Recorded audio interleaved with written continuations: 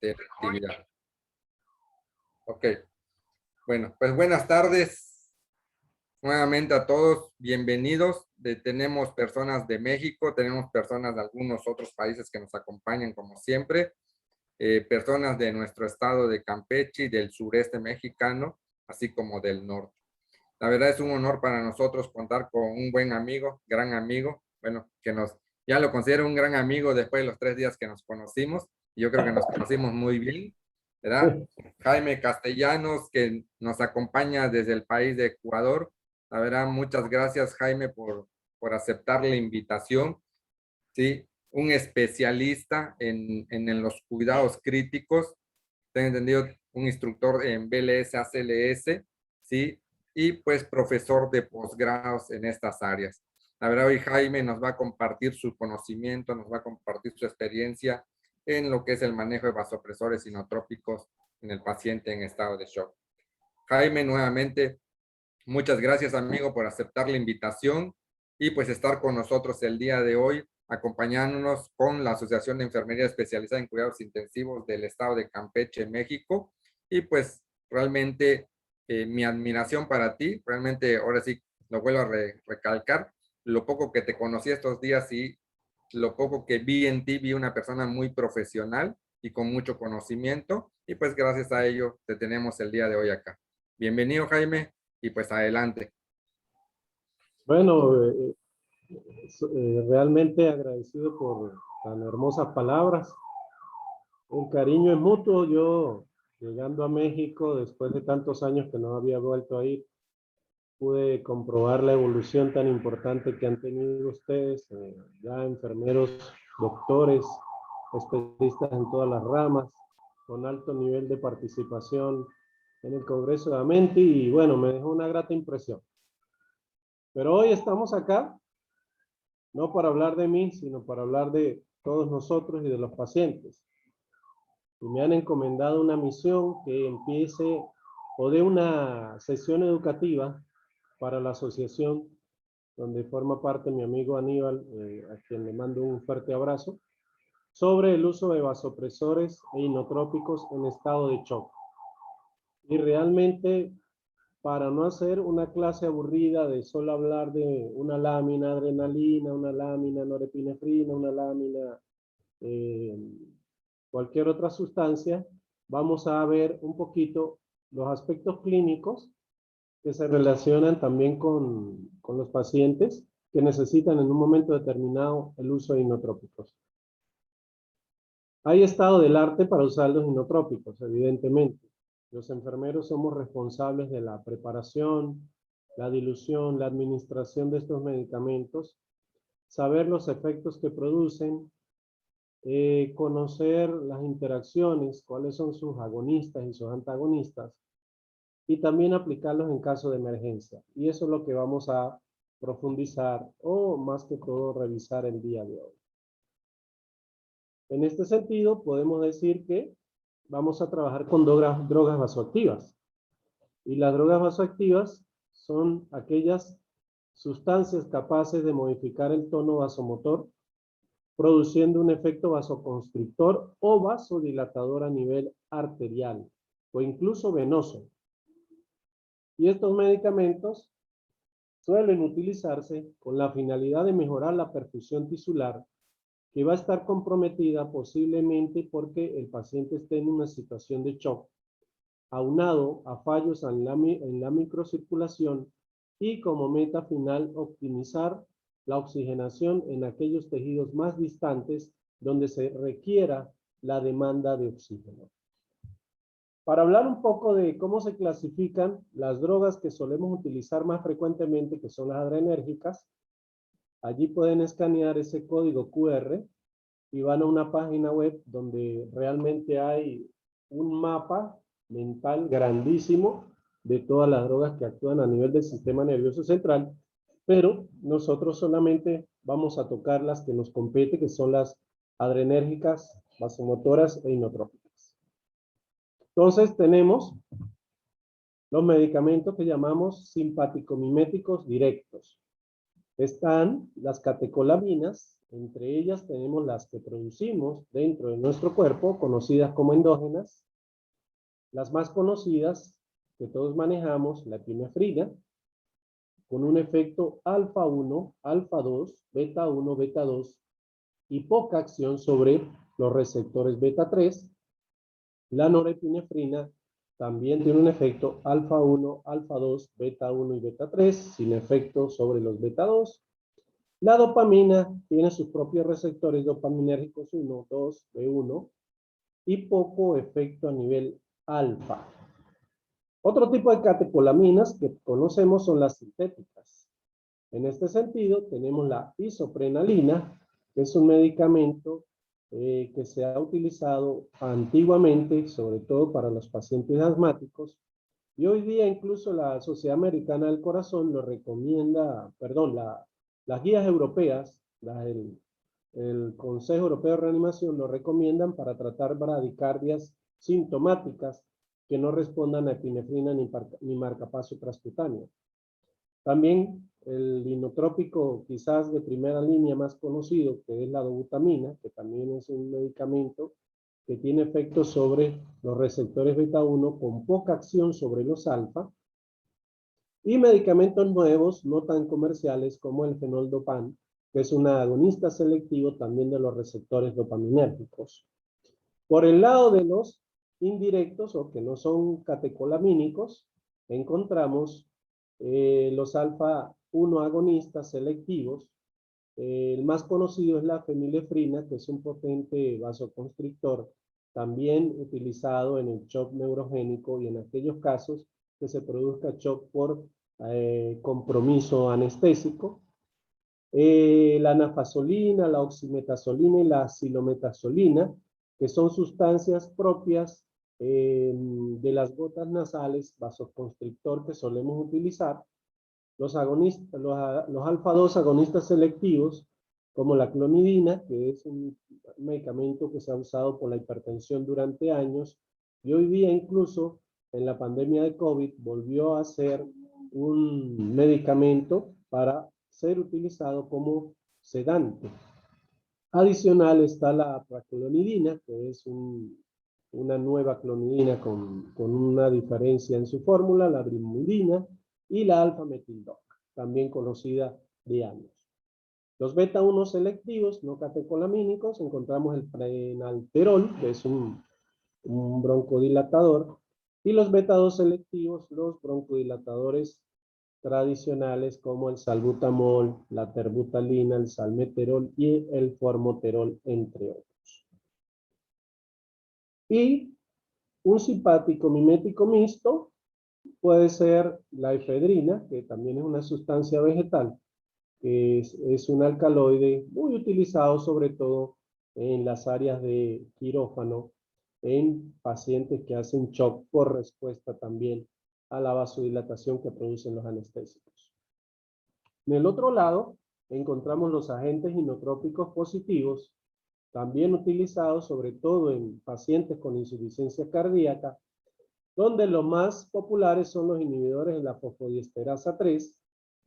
Entre ellos encontramos los inodilatadores como son el anrinone, el mirrinone y un nuevo inhibidor que es el besamirrinone.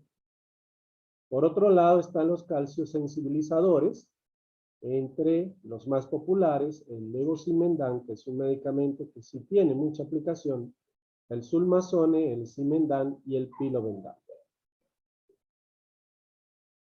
Más o menos para tener una idea de qué efecto produce en el organismo cada sustancia, encontramos que a nivel de los receptores alfa 1 en el músculo liso arterial y venoso producen constricción, a nivel del músculo liso bronquial producen contracción.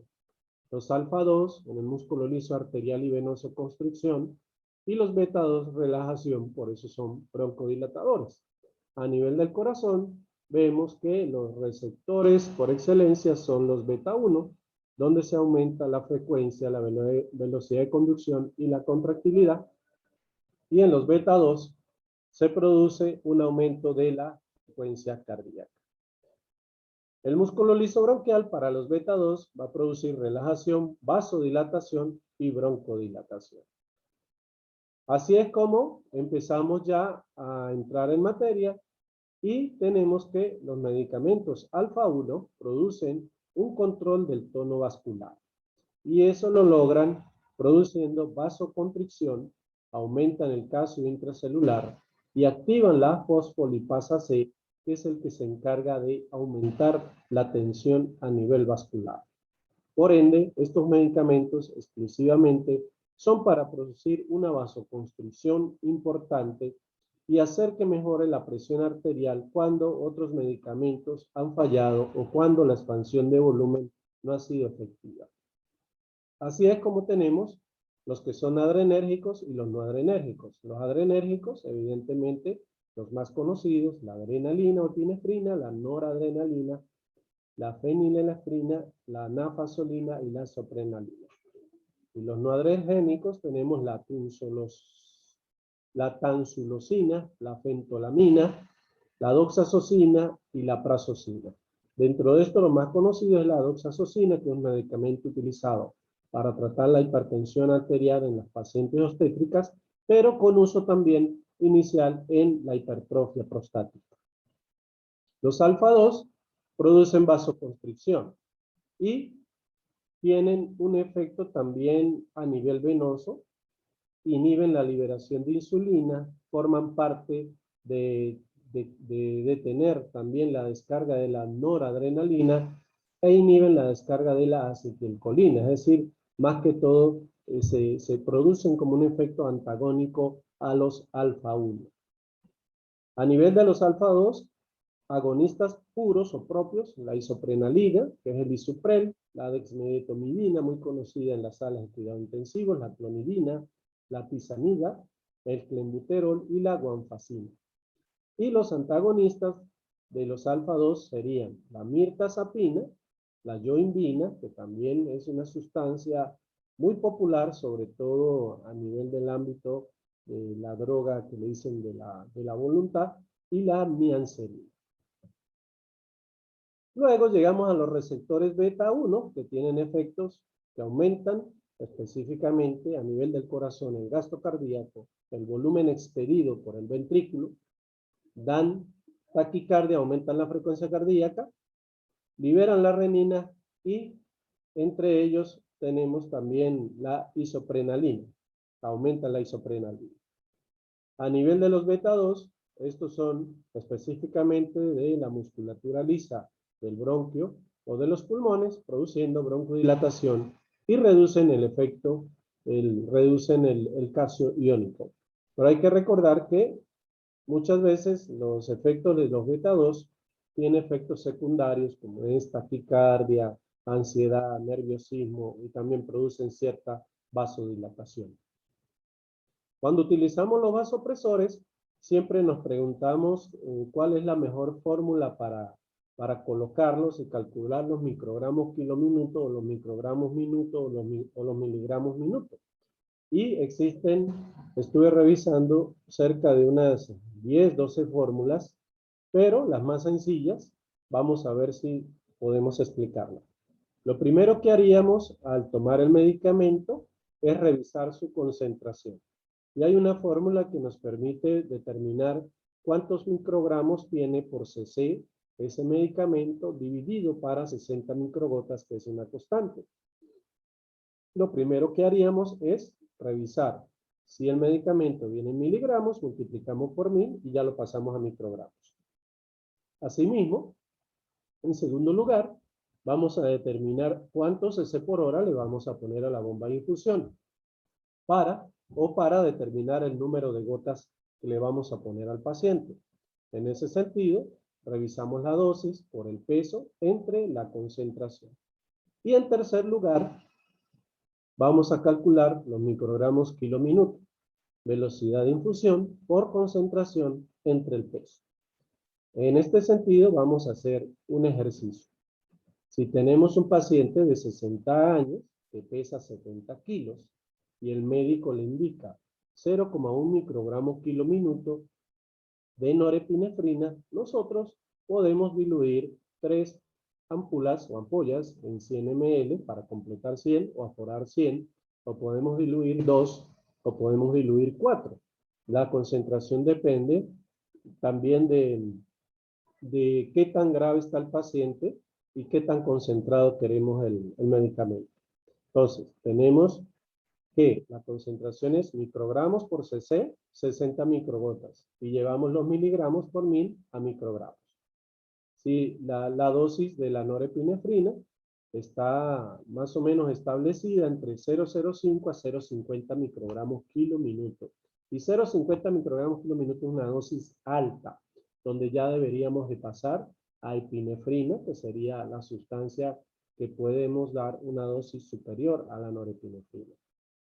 Decimos que una ampolla contiene 4 miligramos, que corresponden a 4 ml. Cada cc, 4 miligramos. ¿Sí? Cada cc tendría 1 miligramo.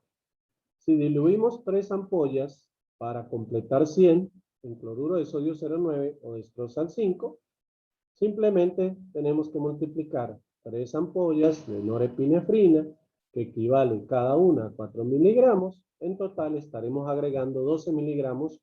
Multiplicamos por 1000 para llevarlo a microgramos y tenemos 12.000 microgramos. Una vez que tenemos los microgramos, que es lo que nos interesa, dividimos para 100 cc entre las 60 microgotas, ¿verdad? Y eso nos da 2. Una vez que obtenemos el 2, ya vamos a calcular la velocidad de infusión, donde la dosis por el peso dividido para la concentración nos va a dar que el resultado a colocarle al paciente, luego de poner 16 miligramos en 100 cc de cloruro de sodio, son 3.5 cc por hora. Desde mi punto de vista, esta es la que más me gusta, es mucho más simple. Es mucho más simple. Ya que tengo mi niña aquí que se paró de mal humor. Mi amor, toma el telefonito, ¿sí? Toma, mi amor. No llores que estoy dando clases, ¿sí? Bien. Entonces, la velocidad de infusión, la que yo siempre he utilizado es esta. Nosotros decimos microgramos deseados por el peso del paciente por 60 dividido entre los microgramos que hay por cc. Entonces, si vamos al caso anterior, esta es una fórmula diferente, pero me va a dar el mismo resultado. Microgramos deseados, el médico indicó 0,1. El paciente pesa 70. Y yo lo necesito en 60 minutos. ¿Cuántos microgramos por cc tenemos de esa dilución? 120 microgramos por ml.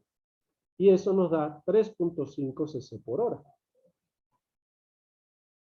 Hay otra situación que, por ejemplo, podemos llegar al turno y encontramos un suero montado que dice norepinefrina y está pasando a 3.5 cc por hora.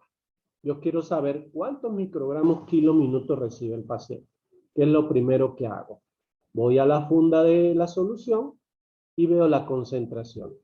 Y dice que hay 12 miligramos de norepi. Multiplico por 1000, son 12.000. Divido 12.000 entre 100 y eso me da 120. Por eso es que cada cc tiene 120.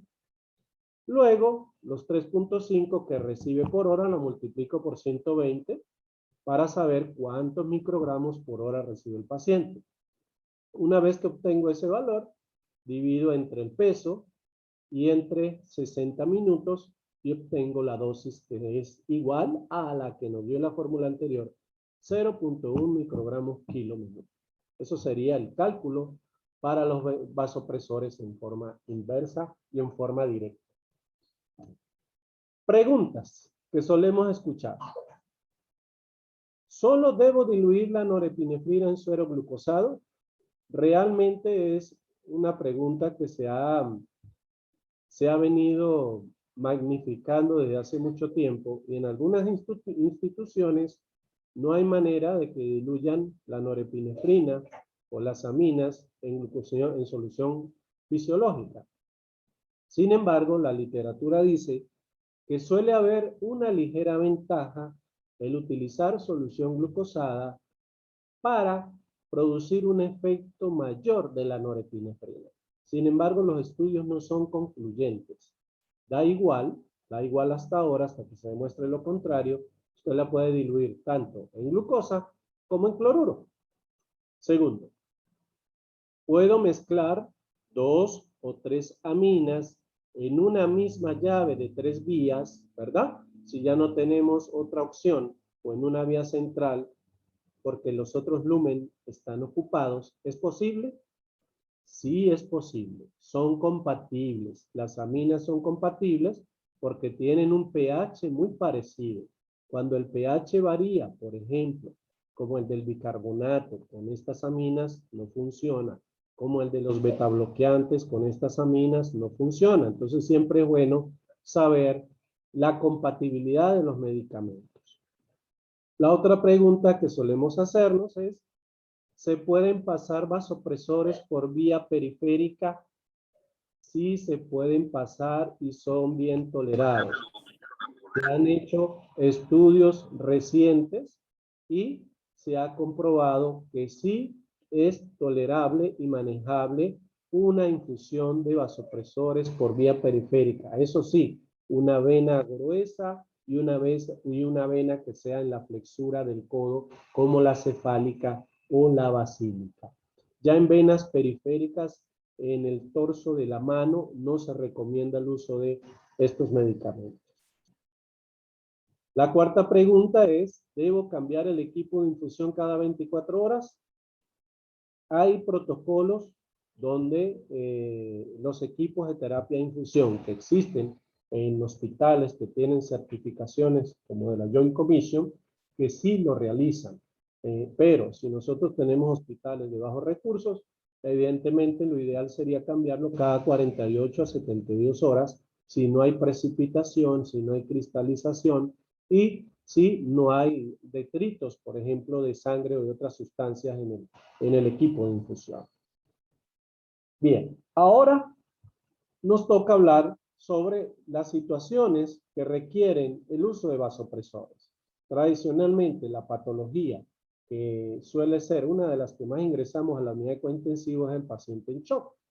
Y el shock puede ser un desbalance, ¿verdad?, entre el aporte y el consumo de oxígeno a nivel sistémico, que produce, de prolongarse, hipoxia celular y disfunción orgánica. Esta pérdida de equilibrio entre el aporte de oxígeno, ¿verdad?, o el delivery de oxígeno y el consumo de oxígeno, resulta en una disociación celular y aumenta las concentraciones de lactato a nivel de la sangre, lo cual indica que hay una deuda de oxígeno en ese paciente y que hay problemas importantes en cuanto a la perfusión. Muchas veces pensamos que porque el paciente tenga menos de 100 o 90 de presión sistólica está chocado, pero algunas veces la presencia de hipotensión puede ser secundaria a un medicamento o puede ser la presión basal de una persona. Entonces no se debe ver solamente la presión arterial sistólica o diastólica como marcador de shock, sino evaluar el paciente desde muchos puntos de vista, como vamos a ver más adelante. Existen muchos mecanismos que pueden compensar y mantener esa presión arterial. A veces se habla de un shock compensado, de un shock descompensado, así como se dice que el paciente es respondedor a líquidos o responde transitoriamente a líquidos o no responde a los líquidos. Entonces, los mecanismos compensadores tratan de mantener la presión arterial haciendo más vasoconstricción y eso puede, por un tiempo limitado, mantener, digamos, la oxigenación a los tejidos, pero con el pasar de los minutos y las horas, si no se hace una buena resucitación del paciente, posiblemente hayan consecuencias para órganos blancos. Tradicionalmente se han clasificado 4 tipos de shock y de ahí se derivan otros shock. Tenemos el más común, que es el hipovolémico, producido por la pérdida de sangre o volumen en un paciente, ¿verdad?, que puede ser hemorrágico o no hemorrágico. El cardiogénico, que es un shock bastante difícil de manejar en aquellos pacientes que han padecido o tuvieron alguna cardiopatía o un infarto al miocardio. Está el shock obstructivo, que como su palabra lo indica, hay un problema para el paso del flujo de sangre y eso más que todo se da en patologías que eviten que el corazón haga una buena contractilidad, que se expanda, o aquellas que obstruyan el paso de la sangre a nivel de los capilares pulmonares, como suele ser el tromboembolismo pulmonar, también el taponamiento en neumotoras a tensión. Y el shock distributivo, que lo vemos muchísimo en los pacientes sépticos, por ejemplo, donde se pierde el tono vascular y hay un déficit de la extracción de oxígeno por los tejidos. También se derivan de allí el shock neurogénico, que se produce por lesión a nivel medular o efectos anestésicos, y el shock anafiláctico, que también se produce, digamos, por una reacción anormal a una sustancia y lo que se llama antígeno anticuerpo. Hay unos parámetros clínicos hemodinámicos que casi todos los pacientes chocados lo tienen, y eso nosotros tenemos que tenerlos como unos marcadores interesantes. Primero, la presión arterial media cae por debajo de 60 milímetros de mercurio. No solamente vamos a ver la sistólica y la diastólica. Tradicionalmente la sistólica se ha marcado en unos 90 milímetros de mercurio en pacientes que están sangrando, y en los que no sangran 100 milímetros de mercurio.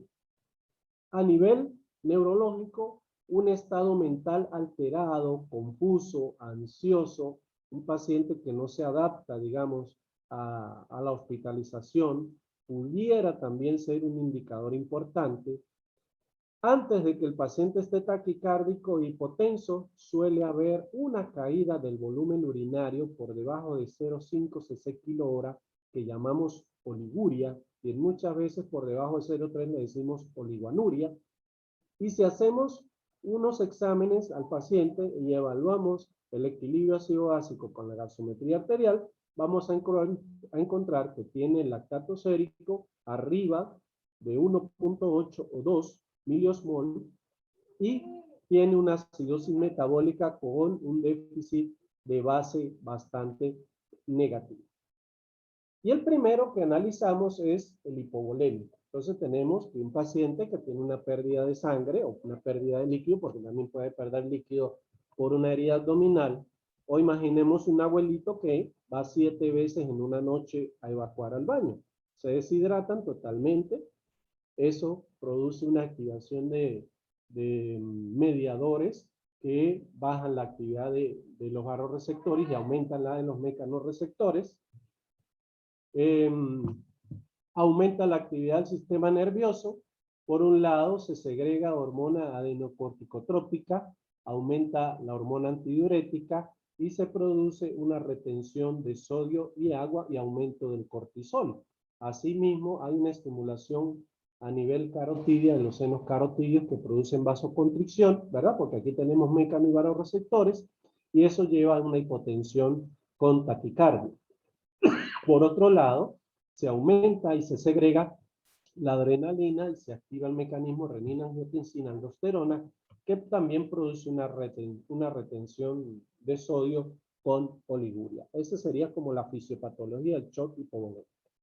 Si nosotros analizamos hemodinámicamente el shock hipovolémico, encontramos que el gasto cardíaco disminuye porque de él forma parte el volumen latido, y el volumen latido o el volumen que llega al ventrículo al final de la diástole o la precarga ventricular está reducida, y al dividir el gasto cardíaco entre la superficie corporal total del paciente encontramos también que el índice cardíaco cae.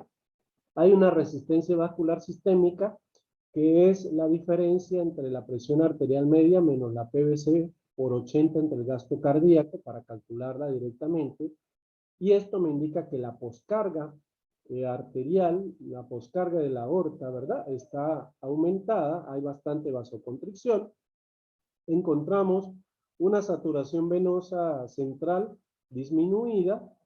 A nivel de la precarga derecha, en corazones sanos, la PVC cae, aumenta y disminuye también la presión capilar pulmonar si nosotros detectamos o colocamos un catéter de arteria pulmonar como el catéter de Swan-Gares. Ese sería el perfil hemodinámico. ¿Qué hay que hacer con estos pacientes?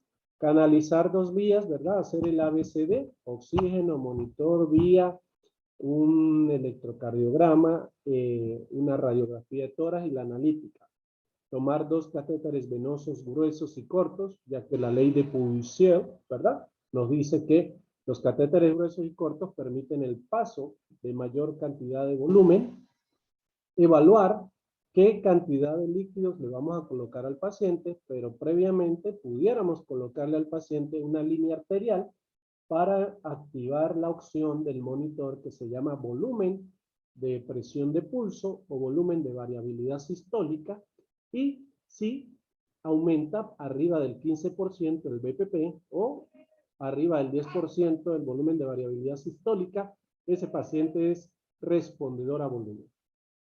Asimismo, si hay un eco en la sala, se debe ver el diámetro de la vena cava para también interpretar de que el paciente va a ser respondedor de líquido. Si el paciente cursa con anemia, hay que hacer transfusión de glóbulos rojos, plasma, plaquetas, quiroprecipitados, y de no haber sangre disponible en forma inmediata, hay que hacer las pruebas cruzadas para darle ORH negativo. Recordemos que la sangre se repone con sangre. Si el problema es un choque hemorrágico, la prioridad es conseguir la sangre, porque infundir tanto cristaloide también nos puede producir el síndrome de respuesta inflamatoria sistémica, y después pasamos al paciente a tener complicaciones mayores con su estado basal. Si esto no funciona, habrá que pensar que el paciente tiene que ir a quirófano o a cirugía de reparación de daños, o tiene que ir a la sala de hemodinamia para hacerle una arteriografía donde se sospeche el sangramiento e incluso una embolización endovascular.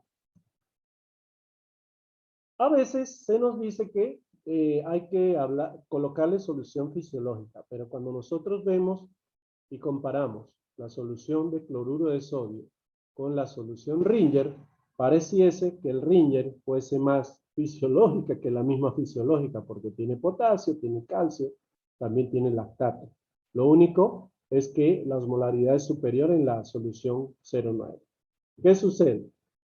Que se han definido estas soluciones, se le da el término de soluciones balanceadas. Entonces ahora se habla de ponerle soluciones balanceadas al paciente. Sigue reinando la solución de cloruro de sodio. La carga líquida de estos pacientes depende. Si es un paciente que pierde, por ejemplo, por diarrea, y sabemos que también tiene hematemesis, que tiene emesis, también pudiera ser beneficiosa la solución Ringer. Cuando no se tiene a ciencia cierta el líquido que está perdiendo el paciente, y es sangre también, por ejemplo, mientras se buscan los derivados sanguíneos, ese paciente tiene que recibir solución salina. Y en aquellos pacientes que tienen shock hipovolémico de origen, por ejemplo, abdomen abierto, bolsa de Bogotá, fístulas, esos sí se van a beneficiar del uso de plasma sanguíneo. Hay trabajos también que reportan que se ha utilizado las soluciones hipertónicas también para mejorar la hipertonicidad de los pacientes, pero debemos tener en cuenta el nivel de osmolaridad. Fíjense que una salina al 3% tiene 1034 milismol por litro, que es bastante. Y la osmolaridad normal oscila entre 280 y 304 miliequivalentes por litro.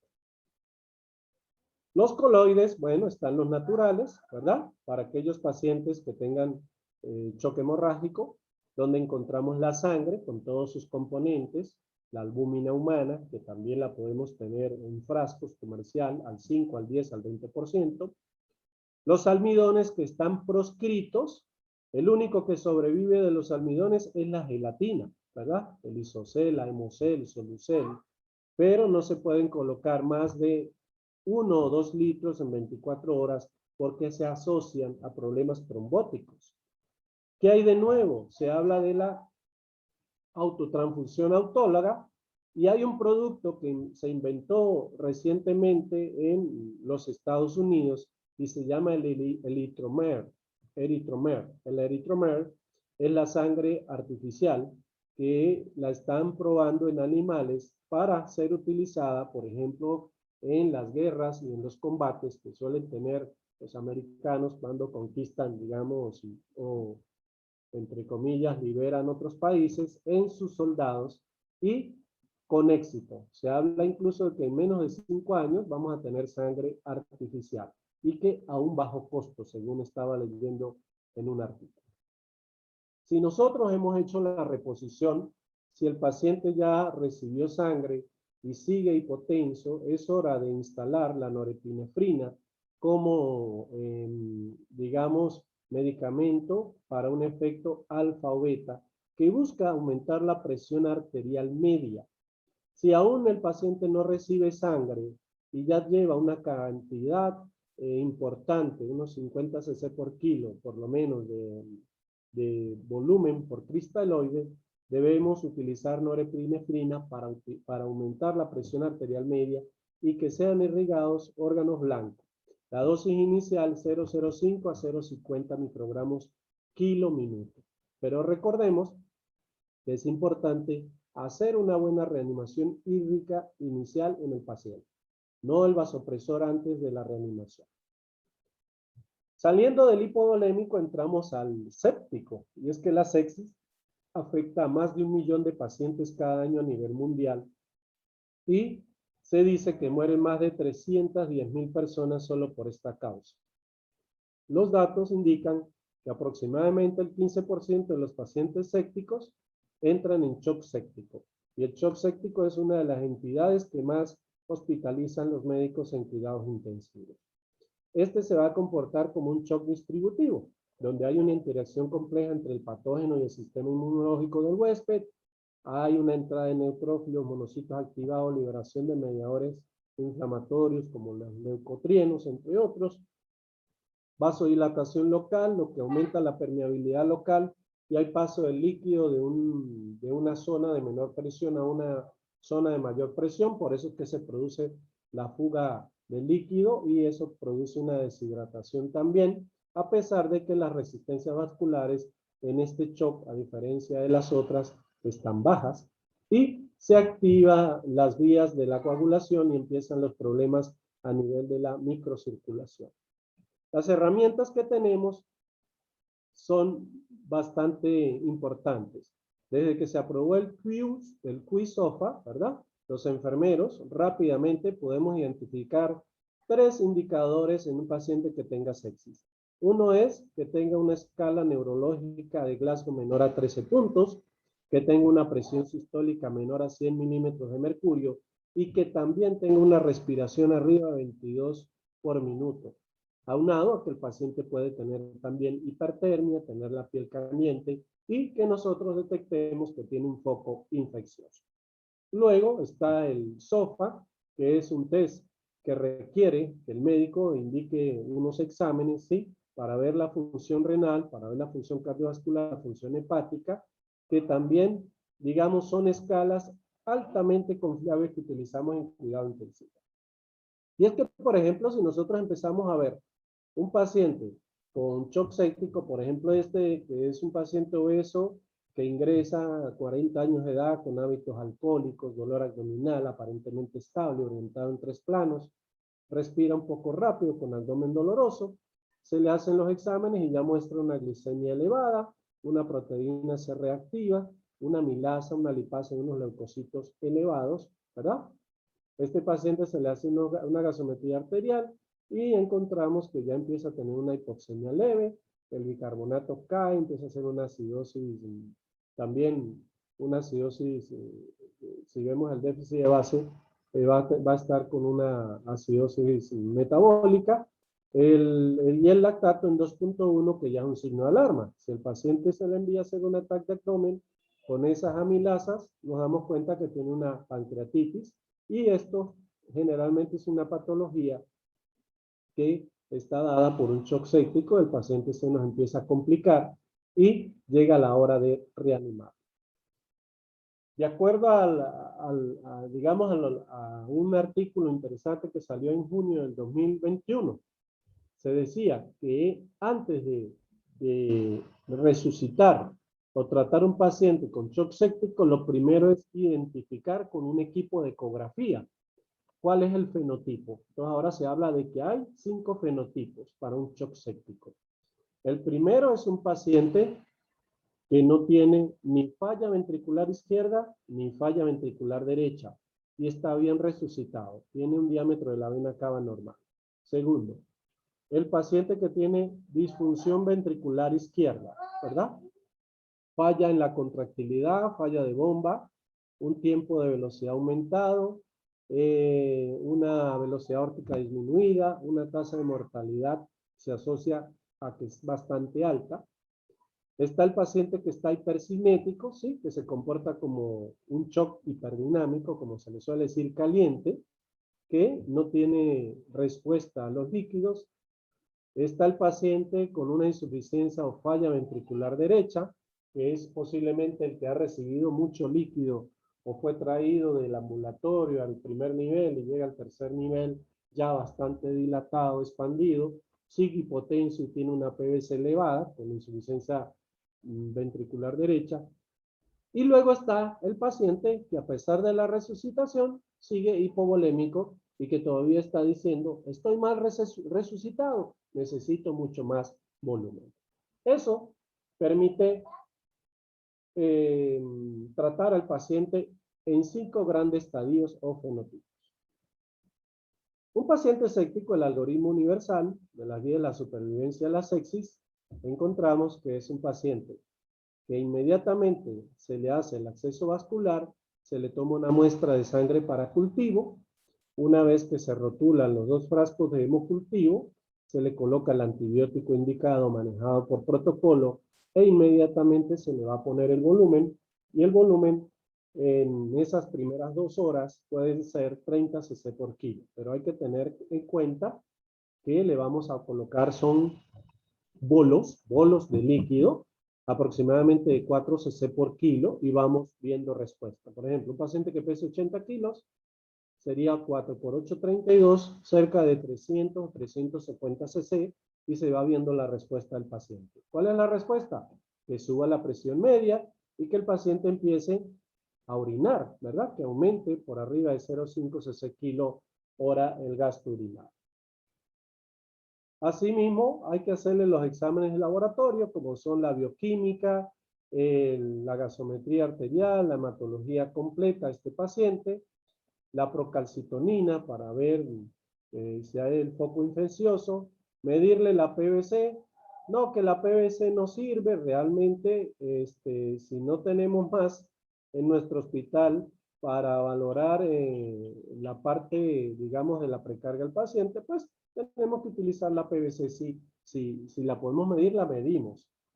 Luego le damos los vasopresores, si ya hemos pasado la carga de volumen y no responde, y si el paciente no responde a los vasopresores, le vamos a ayudar con hidrocortisona o un esteroide, ¿verdad? Una dosis que oscila entre los 50 y los 200 miligramos a ese paciente.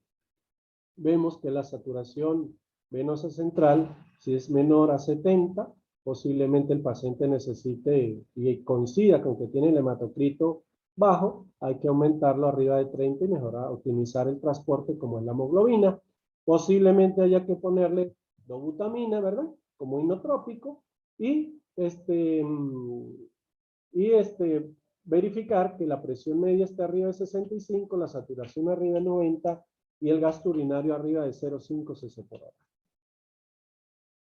Como enfermeros, en esta fase tenemos que manejar también el ABC, vía aérea y ventilación, monitorización de signos vitales, Anabela, acceso venoso, toma de cultivos, la antibioticoterapia, darle el volumen de acuerdo a los 4 cc por kilo, la línea arterial, y si es posible medir el gasto cardíaco mínimamente invasivo, o el volumen de variabilidad sistólica o el volumen de presión de variabilidad de pulso. Esta es la prueba de elevación de las piernas, ¿sí? Que vamos a tener el paciente en posición de 45 grados, bajamos la cabecera a 0 grados y elevamos las piernas cerca de 2 a 3 minutos y evaluamos cómo está el volumen de variabilidad de pulso y si responde o no es respondedor a mí. Luego hacemos el ajuste de los vasopresores en este paciente. La primera opción, la norepinefrina. Hay que iniciarla precozmente. Reduce la mortalidad en un 5% en estos pacientes cuando se coloca precozmente. Mi amor, no haga silencio. Hay que hacer la reanimación con líquidos si no se ha hecho antes de colocarla. Mantener la media arriba de 65. Verificar la presión de perfusión coronaria también con una diastólica por lo menos arriba de 50 milímetros de mercurio. Y mantener una dosis de 0,05 a 2 microgramos kilominuto. Agarra la galleta, vale. La vasopresina, como coadyuvante, se da junto con la norepinefrina. Lo que quiere decir que si la norepinefrina estamos llegando ya a los 0, por lo menos al 1 microgramo kilominuto, ya está una dosis alta, podemos colocar vasopresina, ¿sí?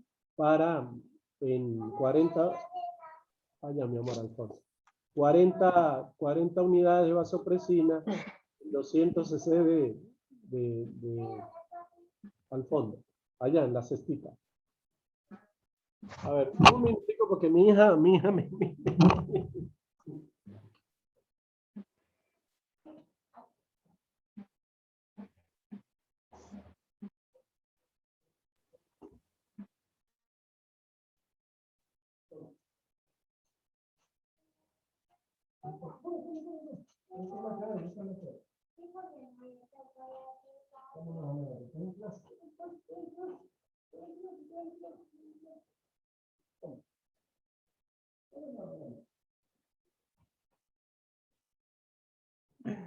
Que hoy me tocó ser niñero. Bueno, colocamos la vasopresina, 40 unidades en 100 o 200 de cloruro o glucosa y empezamos a infundirla hasta 0,01 0,03 unidades por minuto y eso va a potenciar el efecto de la norepinefrina.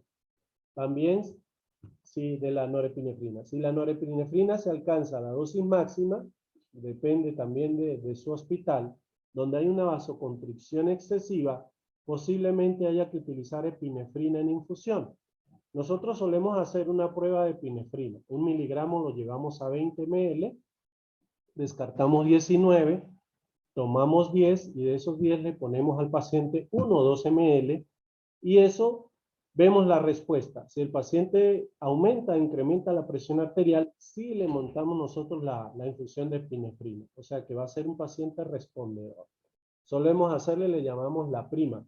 O sea, la madre, la prima, la tía a la dosis, ¿no? Es un método que aprendimos más que todo por algún médico amigo que estuvo en un hospital del Canadá y nos lo enseñó.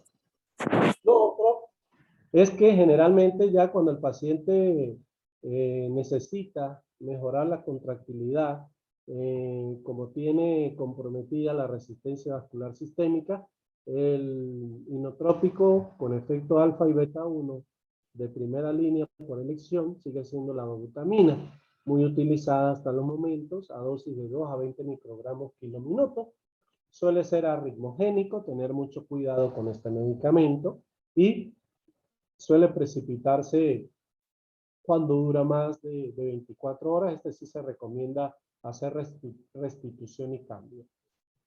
Medicamentos alternativos en aquellos pacientes que estén muy taquicárdicos o cursen también con hipertensión pulmonar, se recomienda el uso de la fenilefrina, ¿sí? Que aumenta la presión arterial, puede producir también, eso sí, hay que decirlo, bradicardia refleja, aumenta la resistencia vascular sistémica, no se recomienda en shock cardiogénico ni en shock neurogénico, y de 1 a 5 microgramos kilominuto puede ser una alternativa. Cuando falle la norepi, cuando falle la epi, se podemos usar la fenilefrina junto a la dobutamina. La dopamina quizás ahorita es el vasopresor más feo, ¿verdad? Que nadie quiere, porque los estudios asociaron de que había mucha más arritmogenicidad y aumentaba la mortalidad en los pacientes. Sin embargo, yo siempre insisto, si no tengo los de primera línea, pues tengo que usar los de segunda línea. Entonces la dopamina a dosis de 0,5 a 15 microgramos kilominuto también puede ser una opción en aquellos pacientes que están bradicárdicos, sobre todo para mejorar la frecuencia cardíaca, como con efecto beta 1. Y evitar si hay insuficiencia cardíaca congestiva, porque ya sabemos que no es recomendado, está por debajo de la norepi y por debajo de la epinefrina. Han salido nuevos medicamentos para tratar el shock séptico, sí, en experimentación, pero ya incluso en Francia, en los Estados Unidos, está la terlipresina y la angiotensina 2. La terlipresina es un análogo de la vasopresina, ¿verdad? Que la conocemos como la hormona antidiurética, pero es un sintético. Con ella se hace terapia de rescate, es cronotrópico, que también es interesante. Produce un poquito de vasodilatación, o sea que tiene un efecto similar a la dobuta, y se emplea de 4 a 20 microgramos kilo minuto. Hay pocos ensayos clínicos, todavía no es un medicamento altamente confiable. En relación a la angiotensina 2, imaginemos que si nos sacan un medicamento del mecanismo regina-angiotensina-aldosterona y usamos la angiotensina para mejorar la presión arterial, realmente tiene que ser un medicamento altamente efectivo. Pero se asocia mucho en ratas donde se ha experimentado. Estaba leyendo un trabajo de 36 pacientes que han mejorado con éxito. Son muy pocos los estudios realizados, así que todavía están en ensayos clínicos. Hay unas pruebas con metaramidol y azul de metileno que están desarrollando para el futuro, y es posible que en unos pocos años veamos otras opciones para tratar el shock séptico. El siguiente shock es el cardiogénico, el más difícil quizás y complicado de tratar, porque es un paciente evidentemente que tiene falla de bomba, ¿no? Y el shock cardiogénico se caracteriza porque hay mucha vasoconstricción periférica, daño crítico a órganos diana causado por un gasto cardíaco disminuido, una reducción también del aporte de oxígeno y de la contractilidad cardíaca.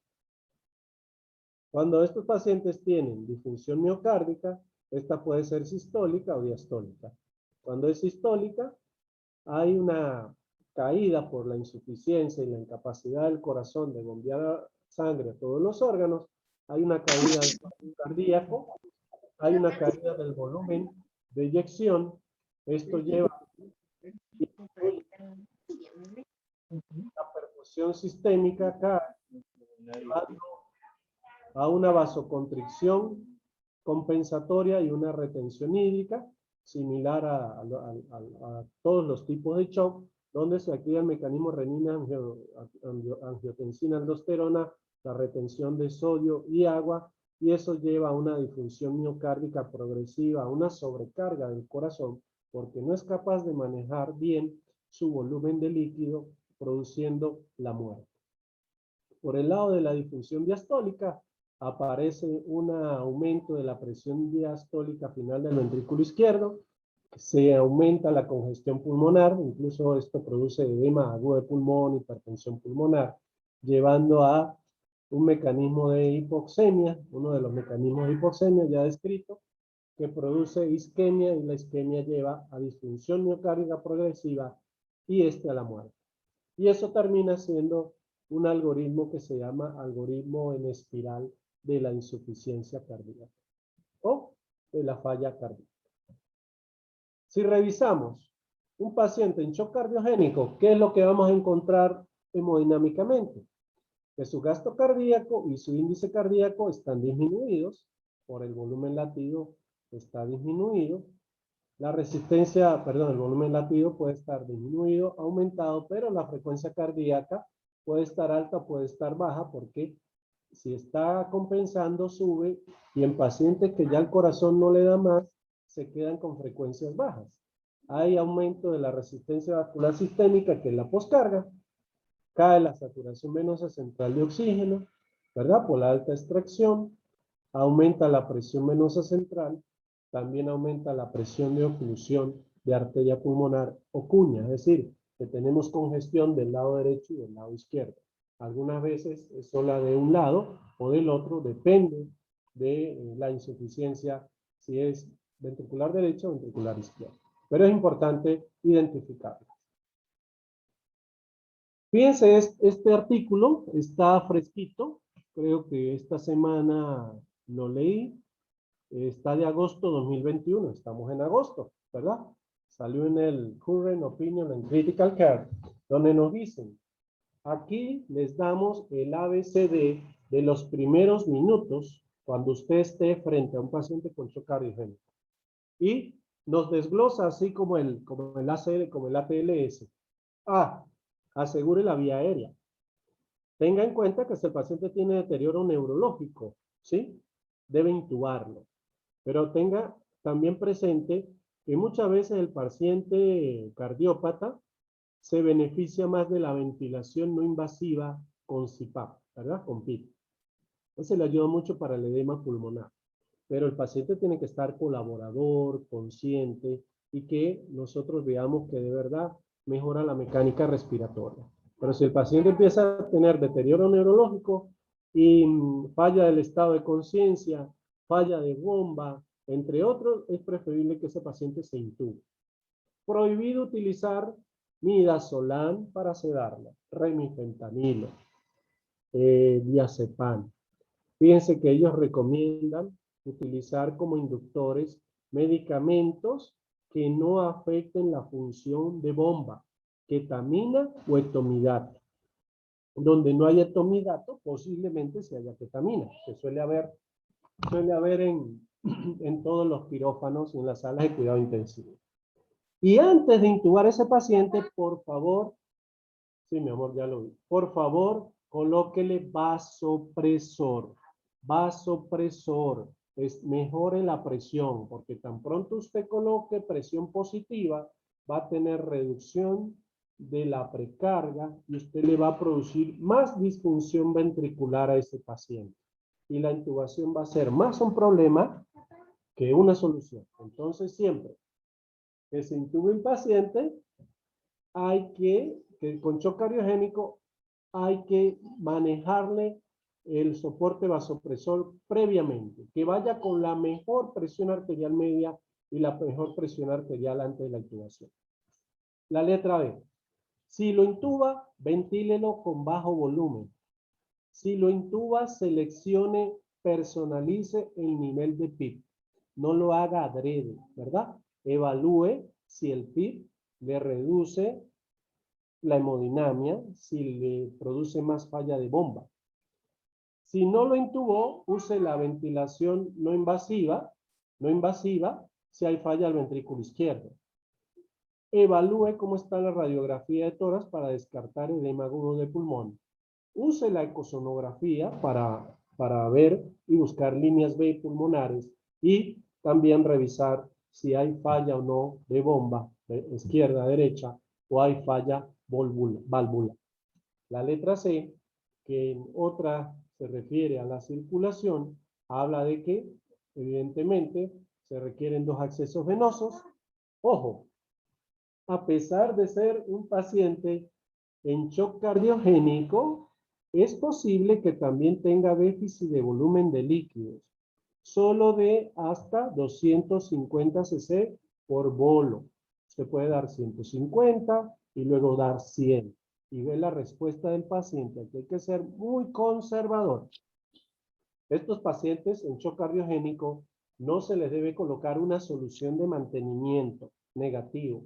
Ellos tienen un tapón obturador, ¿verdad? O dispositivo sellado, solamente permeable para pasar las drogas vasopresoras. Y los bolos de líquidos que se den se van a dar es para rescate. La meta es una media arterial de 65, buscando una dosis de norepinefrina de 0,05 a 0,3. Se puede usar dobutamina de 2 a 10 microgramos como primera línea, fíjense. Seguimos usando lo tradicional. Se puede usar epinefrina en caso de que la norepi llegue a su dosis máxima de 0,3 recomendada para estos pacientes porque mucha vasoconstricción puede producir más isquemia y aumentar la zona de infarto. Y también ellos dicen que la dopamina de 2 a 10 miligramos como segunda línea. Si el paciente tiene extrasístoles ventriculares frecuentes o el paciente tiene una fibrilación auricular con respuesta ventricular rápida, posiblemente hay que darle tratamiento por amiodarona. Y si hay bradicardia, use atropina, según el algoritmo ACLS, pero prepárese un marcapaso. Y ese marcapaso que sea transvenoso, intracavitario lo más pronto posible, porque los marcapasos transcutáneos suelen... ¿Quién ha puesto? Luego hablamos de el control de daños, ¿verdad? Sería la letra D. ¿Quién lo ha puesto?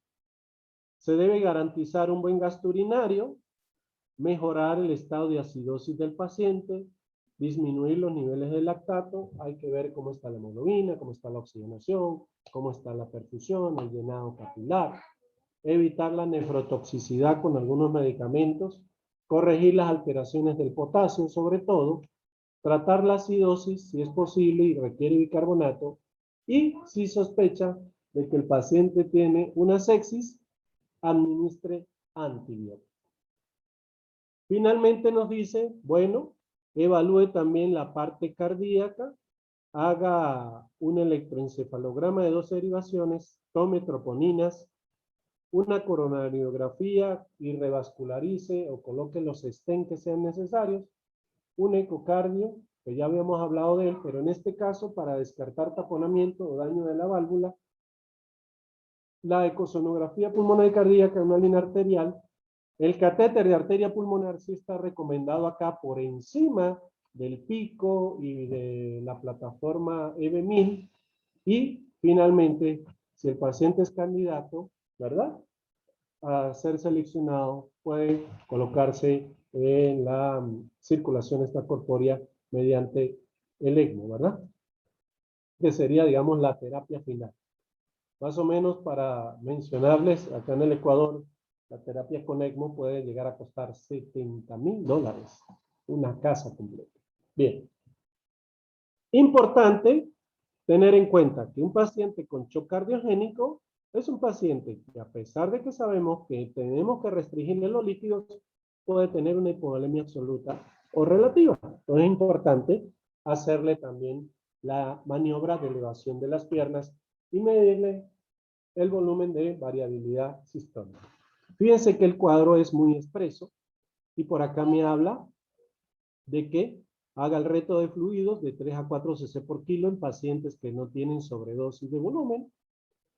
Restaure la presión arterial y hablamos de la norepi de iniciar 0,05 microgramos kilo para una media de 65, que ya lo habíamos dicho, no de más de 0,3 microgramos kilo minuto como dosis total. Y finalmente me dice, agregue un medicamento para mejorar la perfusión a los órganos blancos. Y me habla de la dobutamina. Es decir, que seguimos usando lo tradicional.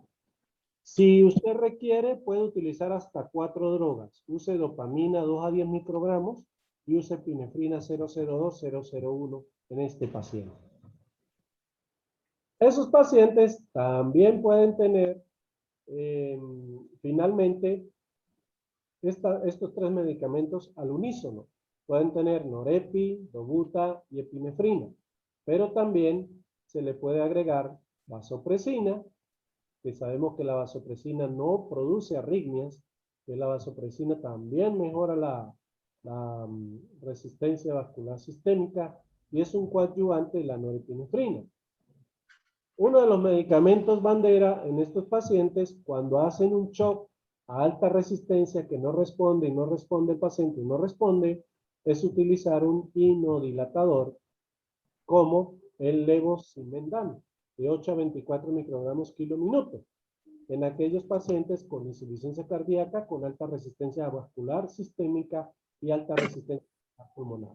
El levosimendan mejora la contractilidad, pero en pacientes muy bien seleccionados. Y si no tenemos levosimendan, también puede dar milrinone o inanrinone como inodilatadores para aumentar el gasto cardíaco y mejorar la presión arterial media. Eso con relación al shock cardiogénico. Se dice que la angiotensina está en periodo de prueba y su uso debe restringirse por ahora a ensayos clínicos. La evidencia de 38 casos prometedores todavía no justifica su uso rutinario, así que debemos esperar. Por ahora seguimos con los tradicionales vasopresores y los inodilatadores más recomendados son el levosimendan, el milrinone y el inanrinone. Bien, de mi parte pues ha sido un gusto y quedo abierto para sus preguntas, compañeros. Gracias. Pues muchas gracias, amigo. Bueno, no sé si alguien tiene, alguien que quiera participar con alguna pregunta, algún comentario, con mucho gusto. Si no lo pueden, sabemos que a veces tienen problemas con la señal del internet, con mucho gusto en el chat. Yo creo que podemos preguntarle al maestro. Yo creo que damos un tiempecito ahí, unos 5 minutos para preguntas, Sí, comentarios, claro. dudas. Bueno, primero no sé si me entendieron, qué le pareció la sesión.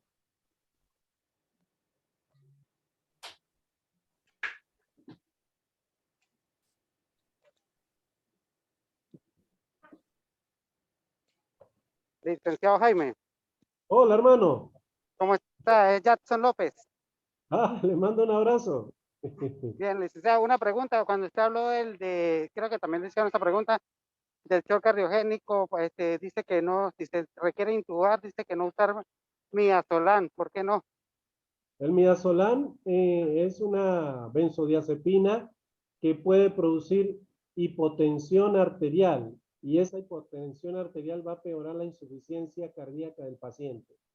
La ketamina y el etomidato tienen menos efecto, digamos, vascular que el midazolam o el remifentanilo, que es peor todavía. Son medicamentos que sí producen hipotensión arterial y como mecanismo compensador aumentan la frecuencia cardíaca, lo cual empeora la función miocárdica.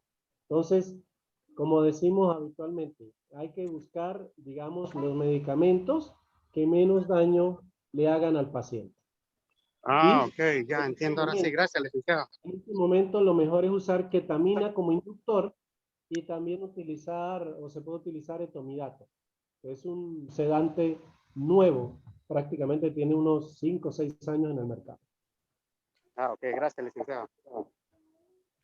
Buenas tardes, maestro Jaime. Hola Tere, ¿cómo está? Muy bien, adiós, gracias.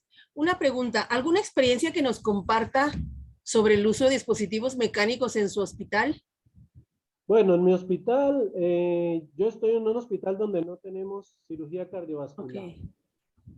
Sí tenemos a nivel del Hospital Eugenio Espejo en la ciudad de Quito y del Bernaza en la ciudad de Guayaquil y también en un hospital de Cuenca. Yo estoy en una ciudad intermedia. Sí laboré en una unidad de cirugía cardiovascular hace años, pero ahorita más estoy en UCI, en la coordinación y también en la parte de hemodinamia, pero más a lo que es la colocación de stent y atención de código stroke y de síndrome coronario agudo.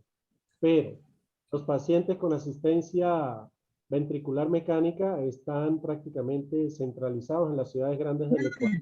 Entonces no le podría más o menos orientar ahí porque sería irresponsable de mi parte embólicos? manejar esa parte. Ah. Entonces, O compartimos también también, 4 ventas ustedes de allá como causa principal del shock cardiogénico, sigue y seguirá siendo el infarto agudo del miocardio. Sí, y principalmente le tenemos respeto al del ventrículo derecho. Tan pronto tenemos un paciente que tiene alteración de cara inferior, hay que hacerle derivaciones derechas, porque ese infarto sí compromete mucho más el gasto cardíaco al paciente y ese sí requiere líquido en bolo y un manejo diferente. Pero prácticamente la principal causa es el infarto al miocardio. Entonces, tal vez estamos de acuerdo que el tratamiento ideal siempre será manejar síndrome coronario agudo, hacer una revascularización temprana para evitar que el paciente entre en un riesgo de choque cardiogénico. Totalmente. Así Por es. encima de la trombolisis. Así es. De que como todos nuestros países, si nosotros, justo ayer hablaba con alguien que me decía, oye, habla mucho de neuromonitoreo,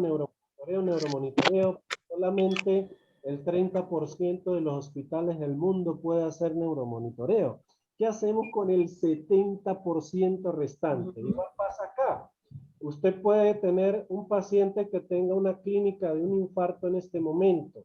Lo monta en la ambulancia, pero el hospital que tiene hemodinamia o un cardiólogo hemodinamista está a 3 horas. Entonces, ¿qué hace usted? Le toca morir con fibrinolítico. Y a veces no está el RTPA, entonces tiene que usar estreptoquinasa. Entonces, use lo que pueda en ese momento. Eso como cuando a usted le dicen, ya no use dopamina. Sí, pero es lo único que tengo. Yo tengo Norepin, por ejemplo, y tengo dopa. Tengo que usar dopa. Claro, Hace mucho tiempo. Entonces, a veces seguimos como que nos actualizamos mucho y queremos olvidar lo que tradicionalmente salvaba así nuestro. es. Entonces, Estamos de acuerdo. Un gusto saludarlo, maestro Jaime. un Un gusto placer. saludarlo desde Ciudad Juárez, México. Qué bueno, qué lindo. Bye. Para ti, Tere. Muy bueno, muy buena la participación de Tere. Gracias. Por acá dicen que si alguna recomendación para el destete de los vasopresores. Sí, hay que ir retirando mi hijita me llama la atención para que la entretenga. Hay que ir retirando progresivamente el vasopresor que vaya produciendo más daño al paciente. Por ejemplo, si usted tiene Norepi y tiene Epi y tiene Dobuta, el primero que debería retirar es la epinefrina, porque ese te aumenta el consumo miocárdico de oxígeno, es más arritmogénico. Entonces, ir bajando ese y vas incrementando el otro que tenga una función alfa 1 o alfa 2 o alfa 1 o beta 1 similar. Más o menos así. La disminución de los vasopresores tiene que ser progresiva, no agresiva. Si usted ve que el paciente está respondiendo, no empiece a bajarle 5 cc bruscamente o 3 o 4 miligramos de golpe, siempre sea progresivo. Es preferible ir de 0,5 en 0,5 microgramos kilo hasta que el paciente llegue a un estado basal donde ya le pueda retirar la mayoría de los vasopresores y dejarle solamente el que le mantenga una presión arterial media ideal. ¿Cómo se puede ver lo que se grabó en esta clase? Eso ya es con Aníbal, la grabación.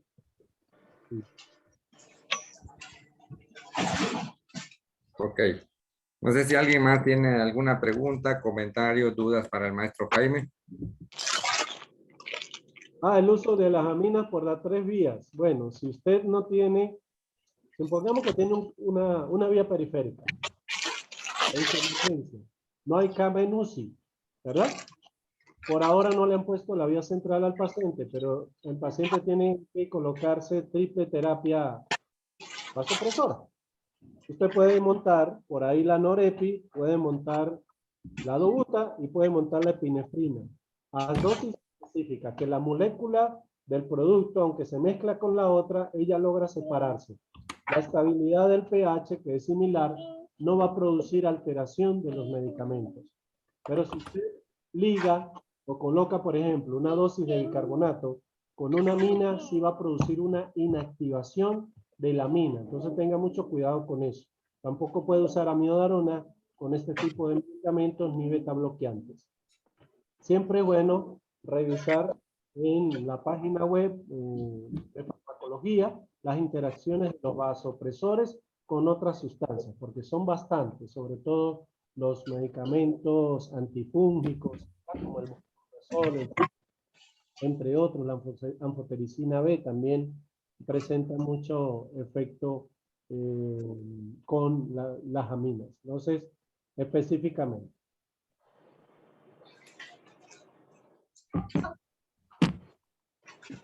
Ok, pues,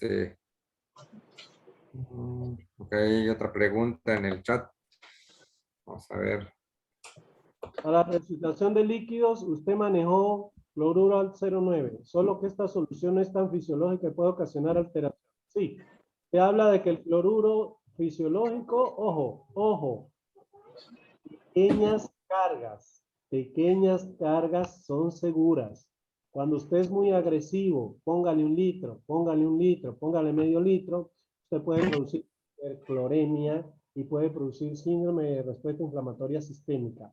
Generalmente, un cristaloide dura unos 15 a 30 minutos en el torrente sanguíneo y luego se va a donde haya menos presión y él se pueda fugar. En este caso sería la zona donde se esté produciendo el edema de declive. Entonces tiene que tener en cuenta que no puede dar cloruro en grandes cantidades, sino en pequeñas cantidades y alternarlo también con una solución balanceada como el Ringier. Pero esos dos medicamentos siguen siendo superiores a poner cualquier otra sustancia para la reanimación. Los cristaloides son de primera línea. Entonces, esos son los que se colocan primero. ¿No hay respuesta? Ahora sí vamos a utilizar la sangre, el plasma, la albúmina o utilizar los vasopresores. Si tienen varios vasoactivos, por ejemplo, noradrenalina y vasopresina, ¿cuál retiro primero? Bueno, primero debería retirar la adrenalina porque induce más taquicardia, aumenta el consumo de oxígeno miocárdico, como decía antes. Segundo, debe retirar la vasopresina porque era el precursor de la noradrenalina, potenciaba la noradrenalina y de último retira la noradrenalina.